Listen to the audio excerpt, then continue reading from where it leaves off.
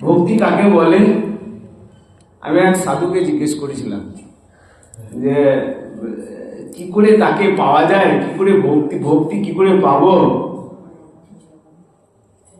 সহজভাবে তিনি বলেছেন যে এই সংসারে ঘটি বাটি টাকা পয়সার জন্য তো কত কাঁদো, না পেলে একবার চোখের জল ফেলেছো তাকে পাওয়ার জন্য?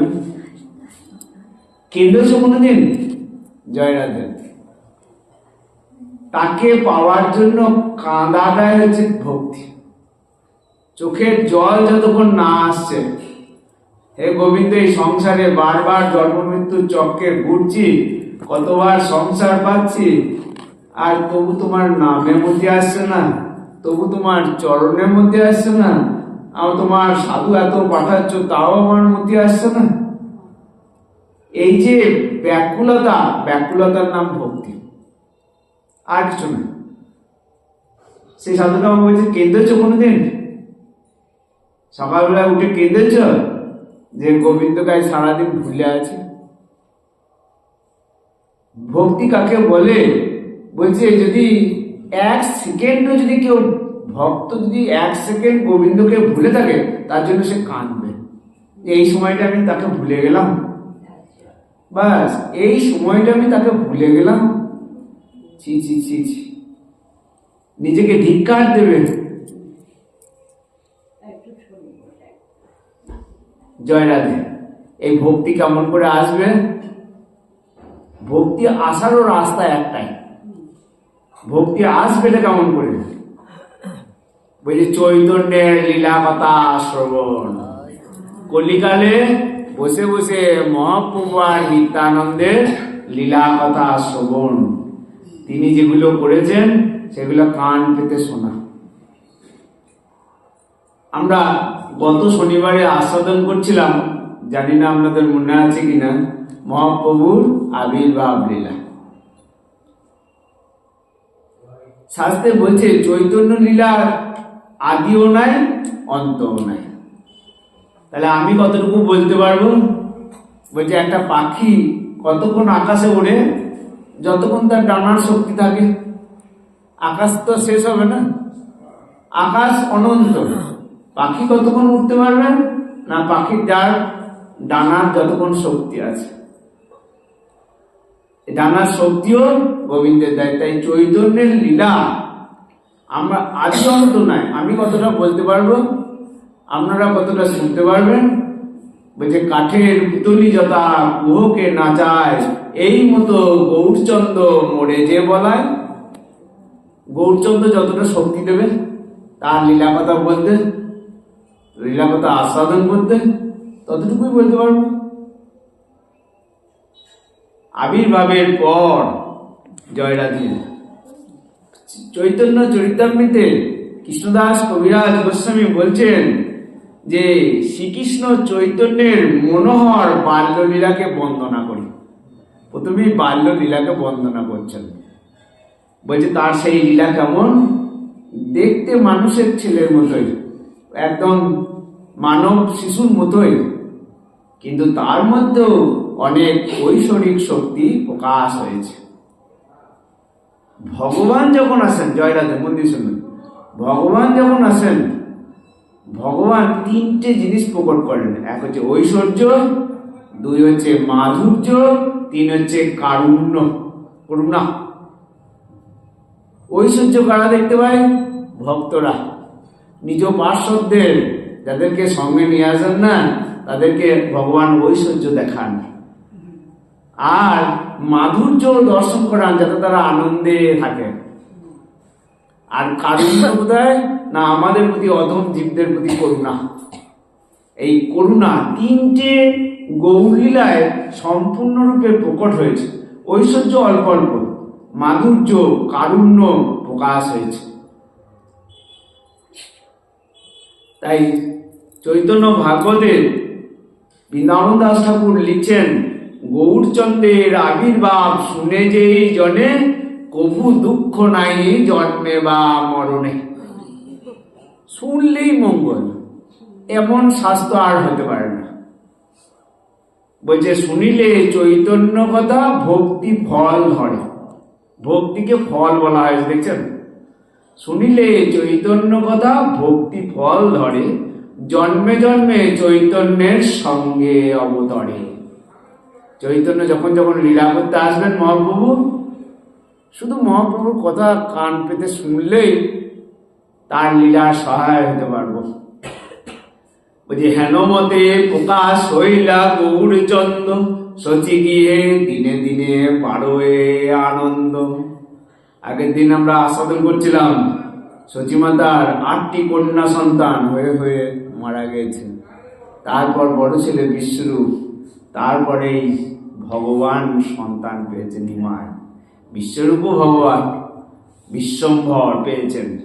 আনন্দে আত্মহারা সে কিছুদিনের জন্য শচী মাতা, জগন্নাথ মিশ্র শচী মাতা আনন্দে আত্মহারা হয়েছেন।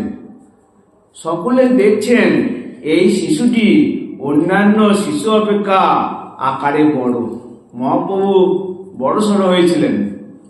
বলছেন সর্বাঙ্গ সুন্দর, অবর্ণনীয় রূপ আর লাবণ্য সকলের চিত্তকে আকৃষ্ট করতে। আর গায়ের রং কেমন? সোনার মতো।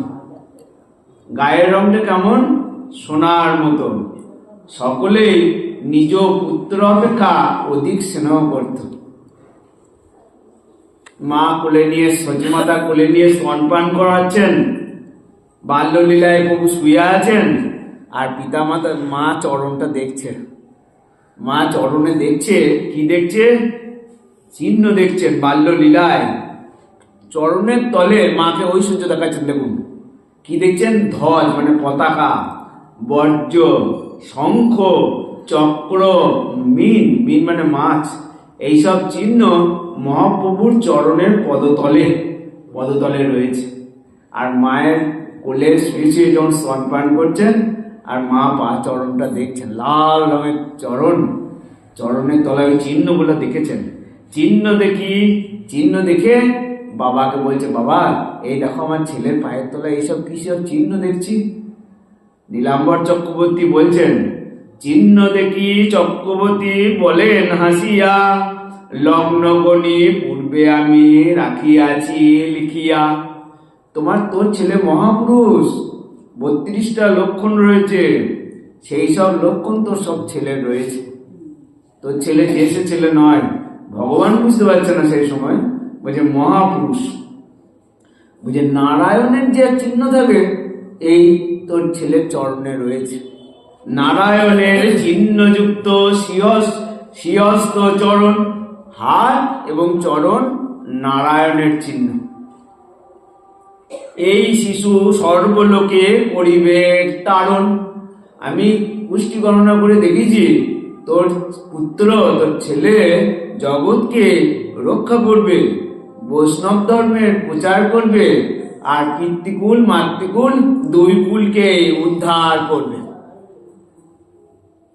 সর্বলোকের করিবে আর ধারণ পোষণ, বিশ্বম্ভর নাম আর এই তো কারণ।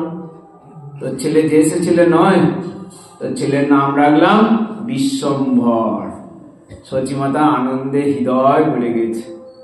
বলছে দেখো আমাদের শালগ্রাম শিলা সেবা করা, গোপালের সেবা করা আজ সার্থক হয়েছে। জগন্নাথ মিশ্রকে বলছেন, দেখো দেখো আমার পুত্রের চরণের চিহ্নগুলো দেখো। মহাপ্রভু বাল্য লীলায় যখন কাঁদতেন, মানে যেমন মানব শিশু যেমন কাঁদে ছোট ছেলে, ভগবান তো প্রচ্ছন্ন অবতার, সেই জন্য লীলাটি এমন করেছেন দেখতে মনে হবে মানব শিশু। নাস্তিকরা মনে করবে ওটা মহাপুরুষ বড় জোর কিছু নয়, কিন্তু ভক্ত বুঝতে পারবে। বাল্যলীলায় তিনি যখন ক্রন্দন করিতেন, যতক্ষণ না হাতে তালি দিয়ে হরিনাম না করতো ততক্ষণ ক্রন্দন বন্ধ হতো না। জয় রাধে। যতক্ষণ কাঁদতেন এমন করে, বলছেন করাইতে চাহে প্রভু আপন কীর্তন, তার নিজ নাম কীর্তন করাতে চাইবে। এদ দত্তে করে প্রভু সঘনে রোদন, রোদন মানে কান্না, জোরে জোরে চিৎকার করে কাঁদছে, কিছুতেই থামে না। সবাই যখন হাতে তালি দিয়ে হরিনাম করতে শুরু করে, ছেলে চুপ করে যাচ্ছে। সবাই ভেবে নিল যে এই ছেলেকে চুপ করার একটাই রাস্তা, হাতে তালি দিয়ে হরিনাম করতে হবে। বলছে এক হরি হরি বলি যদি ডাকে সর্বজনে, হরি হরি বলি যদি ডাকে সর্বজনে, তবে প্রভু হাসি যান শ্রীচন্দ্র বদনে। কান ছিল মুখে হাসি, চন্দ্র বদনে সঙ্গে সঙ্গে হাসি চলে এলো। দেখুন মহাপুর বাল্য লীলা, দেখুন লীলার চলে তিনি হরিনাম করাচ্ছেন। এটি বলেছেন বৃন্দাবন দাস ঠাকুর চৈতন্য ভাগবতে। একই কথায় চৈতন্য চরিতামৃতে কৃষ্ণদাস কবিরাজ গোস্বামী লিখছেন, কন্দনের ছলে বলা এলো হরিনাম, নারী সব হরি বলে হাসে গৌর ধাম। সবাই হরি বলছেন, আর তখন কদিনের শিশু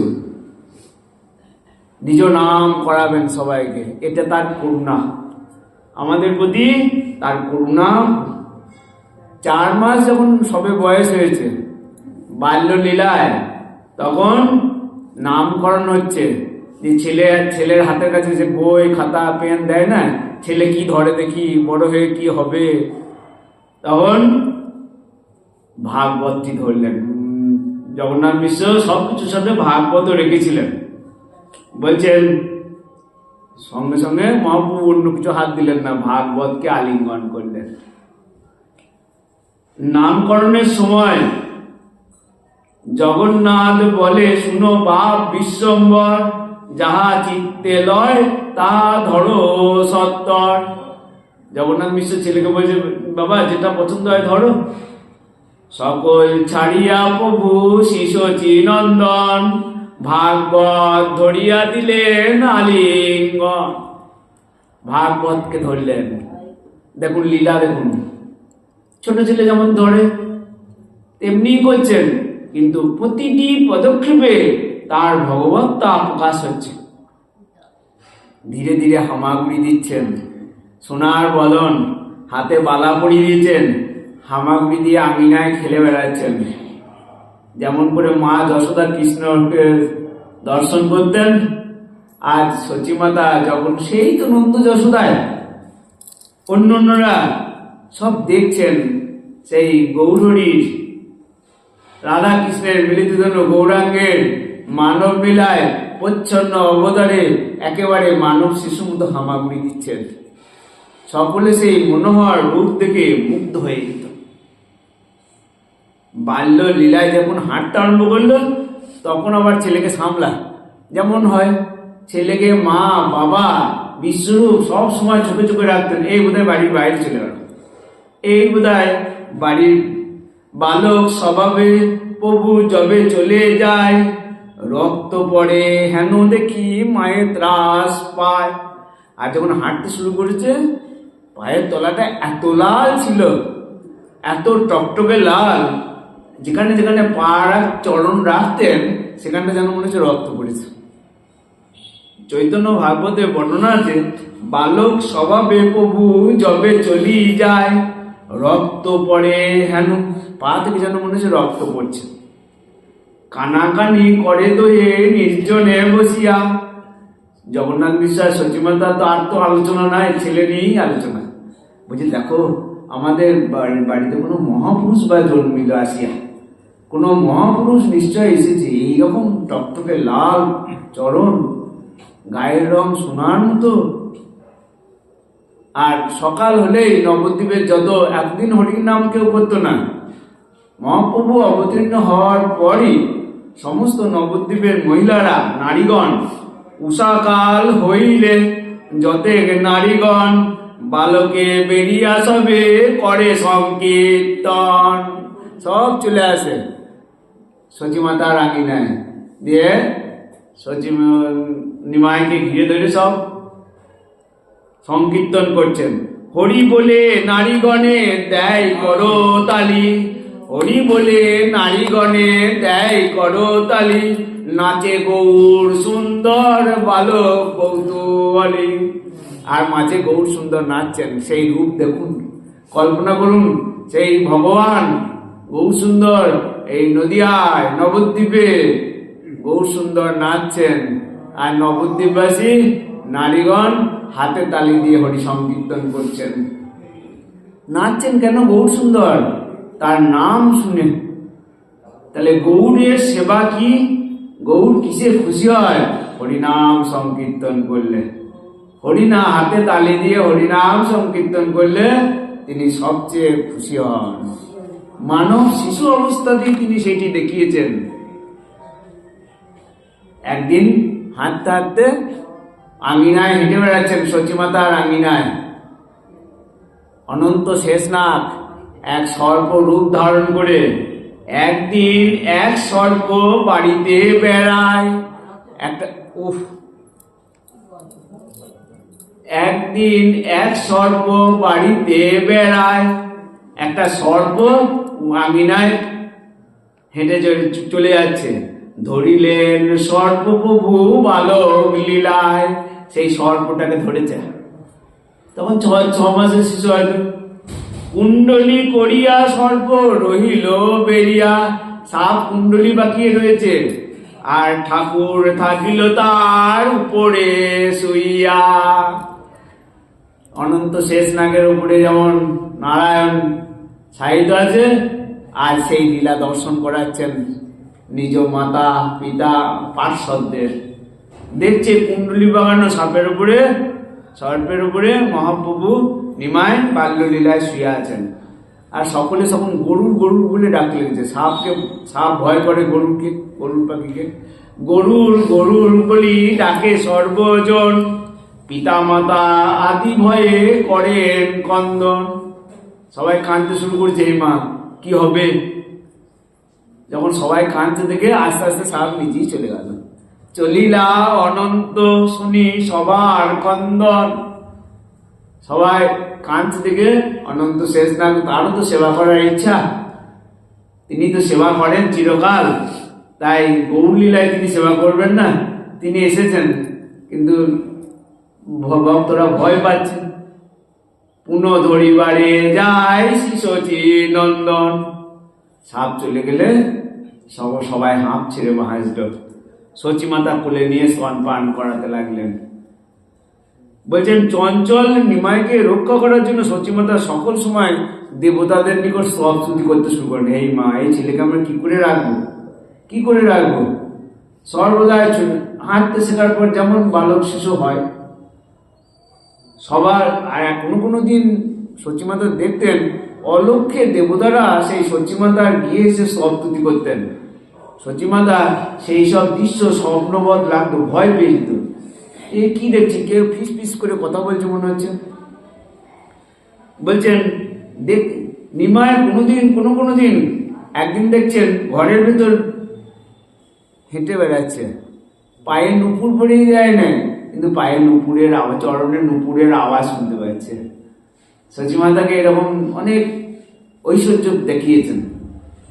সচিমাতার ঘর হতে নুপুরের ধ্বনি শ্রবণ করছেন। জগন্নাথ মিশ্রকে বলছেন, ওই দেখো শোনো শোনো শোনো, ছেলেটা আমার হেঁটে বেড়ায়, দেখো নুপুরের ধ্বনি তুমি শুনতে পাচ্ছ, তুমি শুনতে পাচ্ছ? জগন্নাথ মিশ্র বলছেন, শিশুর দেহে নিশ্চয় আমাদের গোপাল অধিষ্ঠান করছে, নাহলে এরকম হবে কেন? নতুবা তো হবে না। আস্তে আস্তে গৌর গোপাল আদো আদো কথা বলতে শিখছেন। চিরকাল বলতে পারেন, কিন্তু আজ মানব শিশু হয়ে এসছেন, আদো আদো কথা বলছেন, আস্তে আস্তে হাঁটছেন, মন্থর গমন, হাস্য বদন, মায়ের আঁচল ধরে ঘুরে বেড়াচ্ছেন। সেই লীলাতে সচিমাতাকে তো দুঃখ দেবেই পড়ে, তাই সেই বাল্য লীলায় একটু আনন্দ দান করছেন। সচিমাতা আনন্দ সাগরে ভেসে গেলেন। সেই সময় ছেলের ওই আদো আদো কথা শুনে আনন্দ সাগরে ভেসে থাকতেন। অপলক দৃষ্টিতে, চোখে পলক ফেলতেন না, পুত্রের প্রাণে চেয়ে থাকতেন অপলক দৃষ্টিতে। আর ওই বিশ্বরূপ দাদা, তিনি তো বলরামই, তিনি ঘন ঘন বাইরে চুমু দিতেন, জড়িয়ে ধরতেন, অদ্বৈতের কাছে পড়তে যেতেন বিশ্বরূপ। আর দেরি হলে নিমাইকে সচিমাতা পাঠাতেন, যাও তো বাবা, দাদাকে ডেকে নিয়ে এসো। যে মধ্যে সেই অদ্বৈতের সভায় গিয়ে নিমাই দাঁড়াতেন, আর ওদের সব পড়া ভুল হয়ে যেত। অদ্বৈত সমস্ত ভক্তবৃন্দ পার্শ্বদ সব নিমাইয়ের দিকে তাকিয়ে থাকতো। অপূর্ব লাবণ্য এই শিশুটির দিকে সকলে এমন ভাবে তাকিয়ে থাকতো,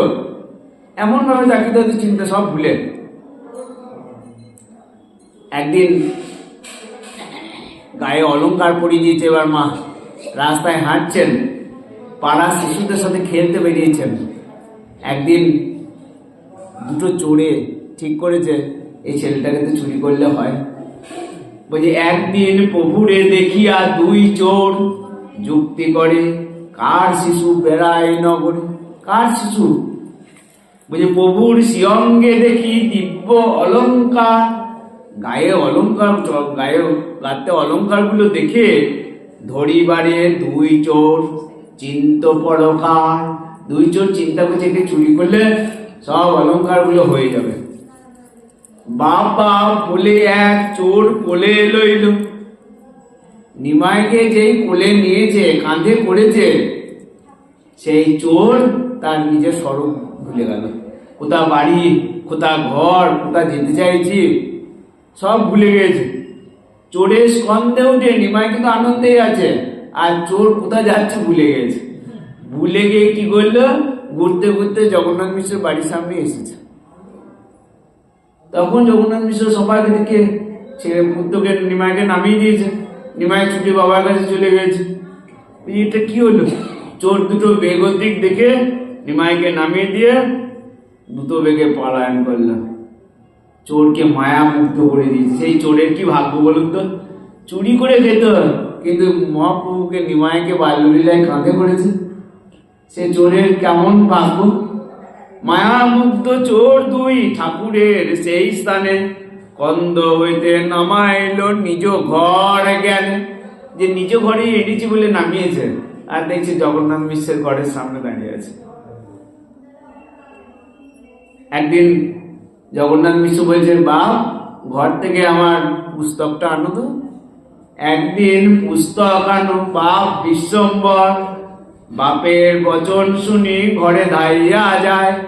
বাপের কথা, বাবার কথা শুনে ঘর থেকে একটা পুস্তক আনতে গেছে। রুনু ঝুনু করিয়ে নুপুর বাজে পায়, আর দেখছি পায়ে নুপুর বাজছে। আমার পুত্রের পায়ে নাই গো নুপুর, কোথায় বাজিল বাদ্য নুপুর মধুর। ভাবতে বললেন জগন্নাথ মিশ্র, পায়ে তো নুপুর নাই, চরণে কি ব্যাপার, নুপুর কোথা থেকে বাজছে? নিমাই পুস্তক এনে দিয়ে খেলতে চলে গেলেন। ঘরে গিয়েছেন জগন্নাথ মিশ্র দেখতে, কি ব্যাপার, কোথা থেকে নুপুরের আওয়াজ। ঘরে গিয়ে দেখছে যেখানে যেখানে পদচিহ্ন বেড়েছে, সেখানে সেখানে ওই চরণের তলে যে চিহ্নগুলো ছিল, ধ্বজ মানে পতাকা, বজ্র, অঙ্কুশ, এই চিহ্নগুলো দেখছেন। আনন্দিত দোহে দেখে সচিমাতা আর জগন্নাথ মিশ্র, আনন্দিত দোহে দেখে অপূর্ব চরণ, দোয়ে হইলা পুলকিত নয়ন। চোখে জল চলে আসছে আনন্দে। এ কি দৃশ্য দেখছেন, দেখুন এগুলো কি, এগুলো তিনি যে ভগবত্তা পিতা মাতাকে জানাচ্ছেন, কিন্তু মায়ামুখ ভগবানের যোগমায়া আশ্রিত হয়ে থাকে, তো তিনি তো এবার ছন্নবতার সরাসরি সেই সময় বাল্যলীলায় দেখাচ্ছেন না, কিন্তু তবু দেখাচ্ছেন এটি ভগবানের ঐশ্বর্য। জগন্নাথ মিশ্র বলছে, দেখো এ সবই আমাদের গোপালের কৃপা। তুমি ভালো করে পায়েস অন্ন তৈরি করো, আমি গোপালের ভোগ লাগাই, নাহলে এইরকম সন্তান কি করে পেলাম? 8টা কন্যা সন্তান চলে গেল, তারপর বিষ্ণু, তারপর এইরকম সন্তান, তুমি ভালো করে পায়েস অন্ন করো, আমি ভোগ দেব। জয় রাধে। বলছেন সচিব দুলাল বাল্য লীলায় এমন চাঞ্চল্য করেছেন, একবার একটা কুকুরকে ধরে, কুকুরের ছানা ধরে নিয়ে এসে বাড়িতে বেঁধে রেখেছিলেন। সে মা ছেড়ে দেওয়াতে সে কি কান্না, একবারে বাল্য মানব শিশুর মতোই। একদিন একটা অপবিত্র স্থানে হাঁড়ির ওপরে, যেখানে ডাস্টবিন ময়লা ফেলে, সেইখানে হাঁড়ির ওপরে গিয়ে বসেছে। বলছেন, মা বলছে এই অপবিত্র জায়গা, ওখানে বসতে আছে, অপবিত্র জায়গা, বলছে যথা মোর স্মৃতি মা সেই মোর পুণ্য স্থান। বলছে আমি যেখানে বসি মা সেখানটা কি আর অপবিত্র থাকে? বাল্যলীলায় মাকে কেমন উপদেশ দিচ্ছেন দেখুন। যথা মোর স্মৃতি সেই সব পুণ্যস্থান, গঙ্গা আদি সব স্থিত তাতে অধিষ্ঠান। যে আমি যেখানে বসে আছি সেই স্থান অপবিত্র হতে পারে মা? সেই স্থান তো গঙ্গা আদি সব তীর্থ এসে হাজির হয়, অধিষ্ঠান করে। আমি যেখানে বসবো, আমার নাম যেখানে আছে, সেই স্থান কখনো অপবিত্র হতে পারে না। বাল্যলীলায় মাকে তত্ত্ব উপদেশ দিচ্ছেন। একদিন নিমা এরকম করতে করতে এমন কন্দন করতে আরম্ভ করলেন, আর কন্দন থামেই না, কন্দন থামছেই না। কি ব্যাপার? কিছুতেই কান্না থামাচ্ছেন না। বলছে উপায় না দেখে সবাই উচ্চস্বরে হরিনাম করতে লাগলো। যে জানে ছেলে কাঁদতে লাগলে হরিনাম করতে হয়। আজ হরিনামেও কান্না বন্ধ হচ্ছে না, সকলে বলতে শুরু করলো, কি জন্য কাঁদছো? সবাই বলে বাপ কি ইচ্ছা তোমার? কেন কাঁদছো? কি ইচ্ছা? যে দ্রব্য চাও সেই দ্রব্য আনি দেব, কাঁদিও না। তুমি কান্না বন্ধ করো, যা চাইবে তাই দেবো। তখন সেই নিমাই বাল্য সভায় বলছেন, ওই হিরণ্য ভাগবত আর জগদীশ পণ্ডিত মহাপ্রভুর বাড়ি থেকে 1 ক্রোশ দূরে তাদের বাড়ি ছিল। বলছে আজ একাদশী, ওরা বিষ্ণুর নৈবেদ্য করেছে, ওই নৈবেদ্য আমার চাই। অবাক হয়ে গেল যে ওইটুকু ছেলে হিরণ্য ভাগবত আর জগদীশ পণ্ডিত যে একাদশী করেছে, বিষ্ণুর ভোগ দিয়েছে, এবং ওই নৈবেদ্যই আমার চাই। জানলো কি করে? শিশুর বচন শুনে সবাই হেসে ফেলল। বাপরে কি ছেলে, কি পুত্র, যে ওই নৈবেদ্য যদি খায় তাহলে আমার পেটে যন্ত্রণা ব্যাধি ভালো হয়ে যাবে, আমি ভালো হয়ে যাব। সবাই আনতে ছিল। জগদীশ পণ্ডিত আর হিরণ্য ভাগবত ভাবলো আমাদের কি ভাগ্য, কি ব্যাপার, আমি তো বুঝছি। তারা সব ধরে বিষ্ণুর ভোগ পাঠিয়ে দিয়েছে, সেই খেলো। তখন মুখে হাসি, ওই আমার সব রোগ ভালো হয়ে গেল। ব্যাধির ছলে জগৎকে দেখালেন বিষ্ণুর নৈবেদ্য গ্রহণ করা উচিত। অদ্বৈত সবার কাছে যখন পড়তে যেতেন বিশ্বরূপ, রন্ধন করিয়া সচি বলে বিশ্বম্বরে, তোমার অগ্রযোগে গিয়া আনো সত্তরে। যাও তো দাদাকে ডেকে নিয়ে এসো। আর অদ্বৈত সবাই যখন পৌঁছাতেন, প্রতি অঙ্গে নিরূপম লাবণ্যের সীমা। ওই মহাপ্রভুর যে লাবণ্য, মানে চকচকে ভাবটা, তাতে গায়ের রং সোনার মতো, অদ্বৈত প্রভু এবং সমস্ত যারা পড়ছিল সকলে তাকিয়ে রাখতেন। কোটি চন্দ্র নহে এক নখের উপমা। যেন মনে হচ্ছে আজ নবদ্বীপের রাস্তায় 1 কোটি চন্দ্র উঠেছে। বর্ণনা করছেন বৃন্দাবন দাস ঠাকুর, যে 1 কোটি চন্দ্র উঠলে যে আলোকিত হয়, সেই রকম যেন আলো লাগছে। কেমন দেখতে? ওই যে দিগম্বর সর্বঙ্গ ধুলায় দূষণ, গায়ে বসন নাই, সর্বঙ্গ ধুলায়, হাসিয়া অজ্ঞপতি করেন উত্তর। দাদাকে বলছে, দাদা ভোজনে আইসো ভাই, ডাকো এ জননী। মা ডাকছে, চলো ভোজন করবে। অজ্ঞজ বসন ধরি চলিলা আপনি। দাদার কাপড় ধরে আস্তে আস্তে ফিরে যাচ্ছে। আর যতক্ষণ সেই রূপ দেখতে পাচ্ছেন, ওই অদ্বৈত সময় তাকিয়ে আছে। বলছে দেখি সে মোহন রূপ, সর্বভক্তগণ স্থগিত হইয়া সবে করে নিরীক্ষণ করে। নিরীক্ষণ মানে ভালো করে দেখা, এমনি করে তাকিয়ে যেটা দেখি সেটাকে দেখা বলে। আর নিরীক্ষণ মানে খুঁটিয়ে দেখা।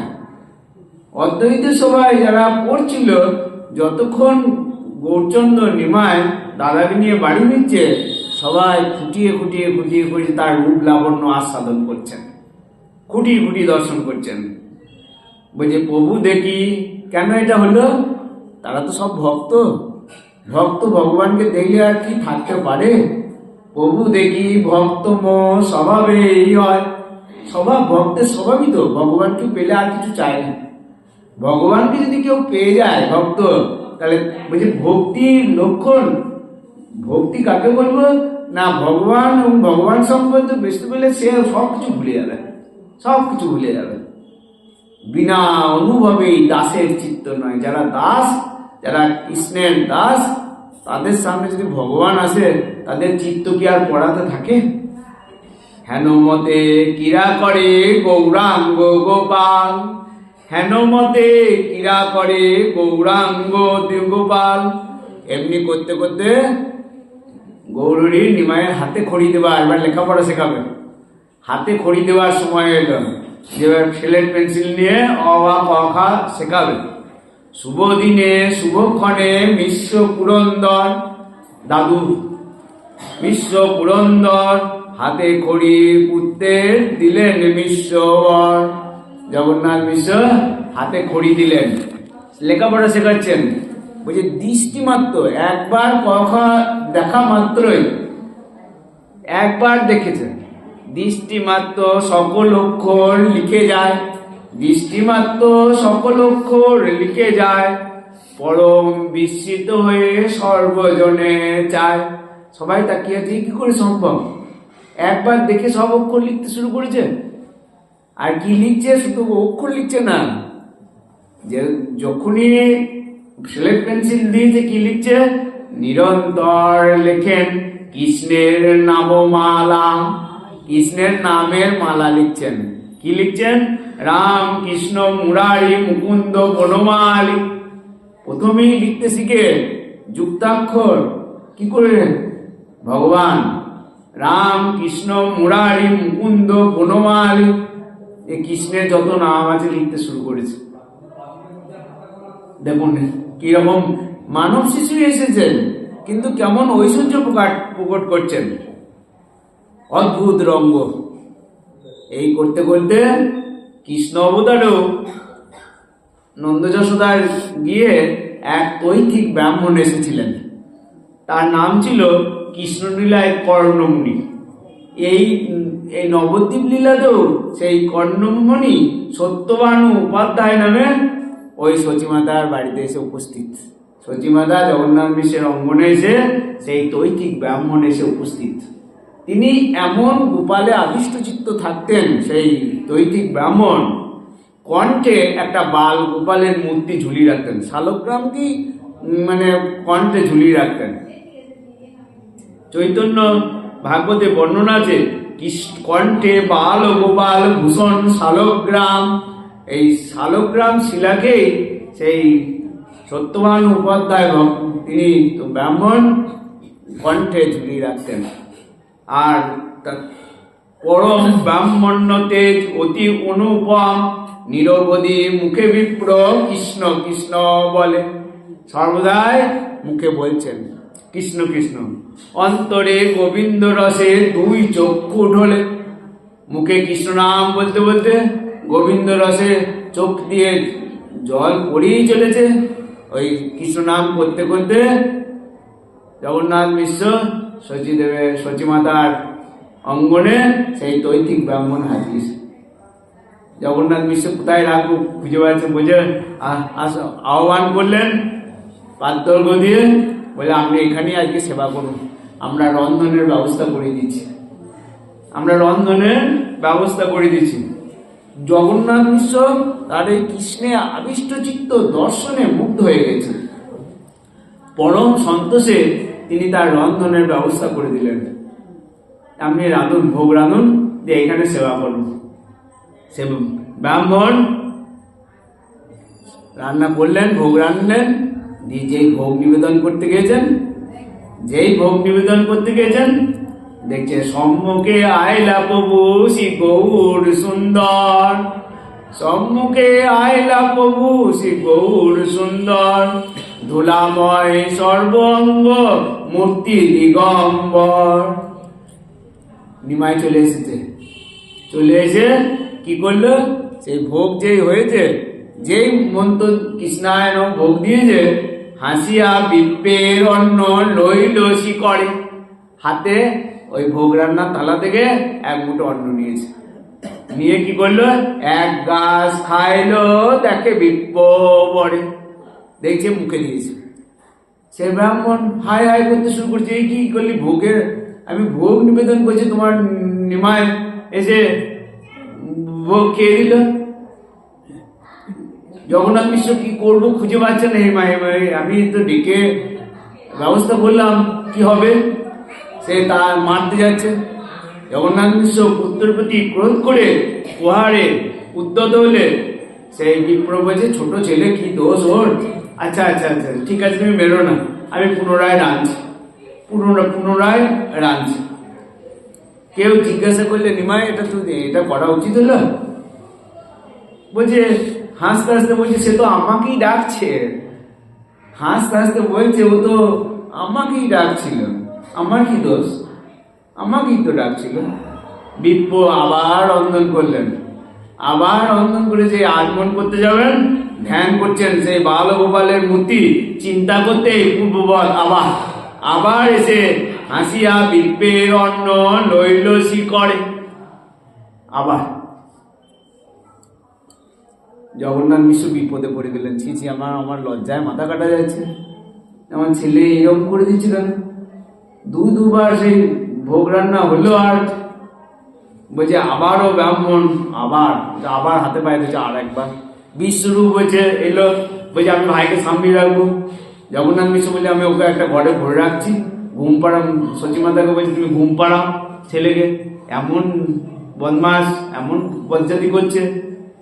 আবার ভোগ রান্না করতে শুরু করলেন জগন্নাথ মিশ্র। এবার বিশ্বরূপ সবাই মিলে ধরে নিমাইকে একটা ঘরে বন্ধ করে রাখলেন।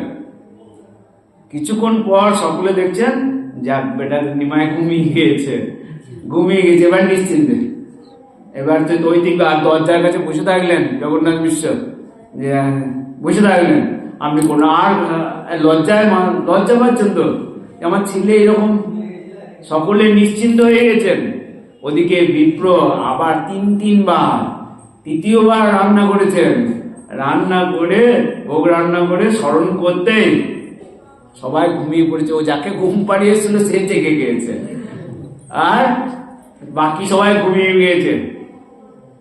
বিশ্বম্ভর দেখছে আবার সম্মুখে, বিপ্র হায় হায় করতে লাগলো, গৌরগোপাল বলিতে লাগলো, এইবার বলছেন, তৃতীয়বার বলছেন, মোর মন্ত্র জপি মোরে করো আহ্বান, আমার মন্ত্র জপে আমাকে আহ্বান করছো, আবার তুমি হায় হায় করছো, মোর মন্ত্র জপি মোরে করো আহ্বান, রহিতে না পারি আসি তোমার স্থান, আমি কি করে থাকবো, তুমি তো আমাকেই ডাকছো, আমাকে দেখিতে নিরবধি ভাবো, তুমি তো সর্বদাই ভেতরে আমাকে দেখবার জন্য ছটফট করছো, আমাকে দর্শন করার জন্য তুমি তো সেই চিরকাল ছটফট করছো, অতএব তোমারে দেখা দিলাম আমি। এইবার কি দেখছে তখন, যে দেখা দিলাম আমি বলেছে, তখন দেখছে সেই ক্ষণে দেখে বিপ্র পরম অদ্ভুত। জয় রাধে। চলুন আমরা নবদ্বীপের সচিব অঙ্গনে সত্যবান উপাধ্যায় দেখছেন সেই গৌর অবতারে বাল্যক লীলায় নিমায় সত্যবান উপাধ্যায়কে দর্শন দিচ্ছেন, কি দিচ্ছেন, সেই ক্ষণে দেখে বিপ্র পরম অদ্ভুত, শঙ্খ চক্র গদা পদ্ম অষ্টভুজ রূপ। 8 হাত দেখছেন, তখন আর নিমায় দেখছেন না, অষ্টভুজ শঙ্খ চক্র গদা পদ্মধারী দেখছেন। আর কি দেখছেন, 4টে হাতে শঙ্খ চক্র, এক হস্তে নবনীত আর এক হস্তে খায়। 4টে হাতে শঙ্খ চক্র গদা পদ্ম নিয়ে আছে, আর এক হাতে নবনীত নিয়ে এক হাতে খাচ্ছে, এক হাতে নবনীত আর হস্তে খায়, আর 2 হস্তে প্রভু মুরলী বাজায়, আর 2 হস্তে প্রভু মুরলী বাজায়। কি করুণা দেখুন, তার সেই ভক্তের প্রতি ভগবানের কি করুণা, কি কৃপা দেখুন। বলছে মোর মন্ত জমি মোরে করো আহ্বান, তোমারে দেখা দিলাম আমি। আর কি দেখছেন? শিবস্ত কৌস্তব বক্ষে, নারায়ণের সেই কৌস্তব মণি দেখছেন। শিবস্ত কৌস্তব বক্ষে শোভে মণি, আর সর্বঙ্গে দেখে রত্নময় অলঙ্কার। নবগুঞ্জা বেড়া শিকি পুচ্ছ শোভে শিরে। নবগুঞ্জে বেড়া আছে, মাথায় শিকি পুঞ্জ, চন্দ্রমুখে অরুণ অধর শোভা করে। ঠোঁট লাল ঠোঁট, অরুণ অধর, সেই দৃশ্য দেখছেন। আজ হাসিয়া তোলায় তুই নয়ন কমল, আর চোখ দুটো দোলাচ্ছেন। বৈজন্তী মালা দোলে মকর কুণ্ডল, গলায় বৈজন্তী মালা। ভক্তি তো এটাই, ভগবানের কথা শ্রবণ, সেই রূপকে স্মরণ করা। আমাদের তো কৃপক করুণা, আমাদের তো সে ভাগ্য হয় না, আমরা তো সেই রকম ব্যাকুল ভাবে তাকে ডাকতে পারি না, নিরবধি ভাবতে পারি না। জগৎকে দেখাচ্ছে, নিরবধি ভাবতে তাকে দর্শন দেন। জয় রাধে। বৈজন্তী মালা দেখে মকর কুণ্ডল। দেখতে দেখতে দেখছে আর নন্দ মহারাজের এই জগন্নাথ মিশ্রের অঙ্গন দেখছেন না, দেখছে কদম্ব বৃক্ষের তলে দাঁড়িয়ে আছেন। অপূর্ব কদম্ব বৃক্ষ দেখে সেইখানে, বৃন্দাবন দেখে নাচ করে পক্ষীগণে। বৃন্দাবন দেখছে, কদম্ব বৃক্ষের তলে পাখি রাখছে। গোপ গোপী গাভীগণ দেখে চতুর্দিকে, গোপ গোপী গাভীগণ দেখে চতুর্দিকে, যাহা ধ্যান করে তা প্রত্যেকে। দেখছেন সত্যবান উপাধ্যায় তৈতিক ব্রাহ্মণ কি বা ধারণা করতো, বলছি যা যা ধ্যানে দেখতে চাইতেন আজ তাই দর্শন করছেন। ভক্তি মানে কি? ভক্তি মানে ব্যাকুলতা, তাকে এক মিনিট ভুলে থাকলে কষ্ট পাওয়া, আর তার যে সেই মনোহর বাল্য রূপ সেটি দর্শন করা, স্মরণ করা হরিনামের সাথে। মানব জীবনে এটা যদি আমরা না করি, এই জন্ম জন্ম চক্র ঘুরতেই থাকবো। লীলা কথা শ্রবণের উদ্দেশ্যটাই কি? শুনলাম ভগবান ভক্তকে দেখা দেন, আর অভক্তরা চিরকাল খুঁজে গিয়েও কোথাও দেখতে পাবে না। কি দেখছেন? শঙ্খ চক্র গদা পদ্ম অষ্টভুজ রূপ, এক হস্তে নবনীত আর এক হস্তে খায়, আর দুই হস্তে প্রভু মুরলী বাজায়। সর্বঙ্গে রত্নময় অলঙ্কার দেখছেন, বৃন্দাবন দর্শন করছেন, কদম্ব বৃক্ষ দেখছেন, গোপ গোপী গাভীগণ। অপূর্ব ঐশ্বর্য, অপূর্ব ঐশ্বর্য দেখি সুকৃতি ব্রাহ্মণ। কেমন সুকৃতি সেই ব্রাহ্মণের? অপূর্ব ঐশ্বর্য দেখি সুকৃতি ব্রাহ্মণ, আনন্দে মূর্ছিত হইয়া পড়িল তখন। আনন্দে মূর্ছিত হয়ে পড়লেন। এ কি দর্শন করলেন? বলছে দেখো জগৎ করুণার সমুদ্র, তিনি ভক্তকে কত করুণা করে। দেখুন আপামর জনজীবন থেকে তো করুণা করছে, তাহলে যে ভক্ত তাকে কি করুণা করবে? আপনারা ভাবুন তো একটু। আপামর জনজীবনকে যদি করুণা করেন, তাহলে যারা নিরবধি তার স্মরণ করছেন তাকে কি করুণা করবেন? বলছি করুণার সমুদ্র। বৃন্দাবন দাস ঠাকুর চৈতন্য ভাগবতে লিখছেন করুণার সমুদ্র, করুণার সমুদ্র প্রভু শ্রী গৌর সুন্দর। যে মূর্ছিত হয়ে গেছেন, শুধু একটুখানি দেখা দিয়ে পালান নাই, চলে যান নাই, অন্তর্ধান হয়ে যান নাই, সে হস্ত দিলেন পতার অঙ্গের উপর, সে তার গায়ে হাত দিলেন সে ব্রাহ্মণের গায়ে। আর যে হাত দিয়েছেন আবার চেতন পেয়েছেন। শ্রীহস্ত পরশে বিপ্র পাইলা চেতন, আনন্দে হইল জড়বৎ হয়ে গেছে। এত আনন্দ পেয়েছেন আর মুখে বচন সরছে না। এদিকে নিমাই যে চলে গেছে, তারপর উঠেছেন, জগন্নাথ তরিমণি করে উঠে গিয়েছে, দেখছেন বিপ্র সর্বাগ্যে খেয়েছে, শুধু নয় সেই প্রসাদান্ন গায়ে মেখে বসে আছে। গায়ে মেঘে সারা অঙ্গে সেই প্রসাদন্য লেপেন করে প্রেমে হুঙ্কার করতে শুরু করেছেন। নিমাই দেখা দিয়ে কিন্তু বলেছে এটা যেন খবরদার কাউকে প্রকাশ করবে না, কাউকে বলতেও পাবে না। বলছেন দেখো জগৎ, ব্রহ্মা শিব যাকে বাঞ্ছা করে সেই প্রভু শিশুরূপে মিশুকিয়ে অবস্থান করছেন, এটা ওই ব্রাহ্মণ জেনেও কাউকে বলতে পারছেন। আমি কি দেখলাম একটু বলি, এত আনন্দ ভাগ করতে পারছে না। কাউকে বলবেন না, প্রকাশ নিষেধ। আমার এখন ছন্ন অবতার, আমি লুকিয়ে আছি, আমি কলির জীবকে করুণা করার জন্য এসেছি, হরিনাম বিলাতে এসেছি, বলা হবে না। কাউকে কিছু বলিতে পারলেন না, কাউকে কিচ্ছু বলতে পারলেন না। কেবল তিনি সেই দিন থেকে আরো কিছুদিন নবদ্বীপে থেকেই গেলেন, আর প্রতিদিন নিমাইকে দর্শন করতে আসেন। প্রতিদিন নিমাইকে দর্শন করতে আসেন। কেমন বাল্যলীলা দেখুন। আর একটু বড় হয়ে যখন গঙ্গা স্নান করতে যেতে শুরু করলেন, জয় রাধে, বন্ধুদের সাথে গঙ্গা স্নান শুরু করলেন। এবার সেখানে গঙ্গাতে অনেক কন্যারা দেবতাদের পূজা করতে আসে। তখন এইবার একটু দুষ্টুমিও করেছেন গঙ্গার ঘাটে।